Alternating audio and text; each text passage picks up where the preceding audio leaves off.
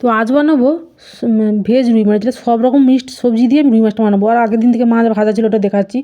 তো মাছটা ফ্রিজে রাখা ছিল, ভাবলাম একটু গরম করে নেবো। আর ও বাড়িতে ওলকপি, আলু আর আর এদিকে বেগুন তো ছিল, বেগুন তো আমার অসম্ভব ভালো লাগে দিয়ে রান্না করবো। কার কার সব রকম সবজি দিয়ে মাছের রেসিপি খেতে ভালো লাগে আপনারা কমেন্ট করবেন। চ্যানেলটাকে সাবস্ক্রাইব করুন, পেজকে দিলে ফলো করতে থাকুন। তো গ্রাম্য প্রসেসে একটু বানাবো, কম মশলা অবশ্য, জিরে ধনে আদাটা এদিকে বেটে নিচ্ছিলাম। এই মশলাটা শুধু দেবো। এদিকে বলতে বলতে আমের চাটনিটা পুরো কমপ্লিট, আর এই রেসিপিটা হবে। আর বড়িটা একটু হালকা তেল দিয়ে ব্রাউন করে লো ফ্লেমে ভেজে নিলাম। আর মাছটা যেহেতু ভাজা ছিল, তাই ভাবলাম মাছটা একটু গরম করে নিলেই হয়ে যাবে। গরম করা হয়ে গেলো, কালো জিরে ফোড়ন দিলাম, পেঁয়াজ দিলাম। তেমন কিন্তু বেশি কিছু দিলাম না, সব রকম সবজি দিয়ে লবণ হলুদ একটু কাশ্মীর লঙ্কা গুঁড়ো দিলাম। আর কাঁচা লঙ্কা তো দেওয়াই ছিল, একটু কম করে লঙ্কাটা দিলাম। আর ম্যাশ করে একটু আলু দিলাম তরকারিটা গ্রেভিটাকে গাঢ় করার জন্য। ওটা আপনারা স্কিপ করতে পারেন। তো ভেজে নিয়ে সবজিটাকে, তারপর জিরে আদা বাটাটা দিয়ে একটু কষে নিয়ে তারপর শিল ধোয়ানো জলটা দিয়ে দিলাম। আর ধনেপাতা তো ছিল না বাড়িতে, ছুটতে গিয়ে ধনেপাতা তুলে নিয়ে এসে ছড়িয়ে দিলাম, সরষের তেল ছড়িয়ে মাছ দিয়ে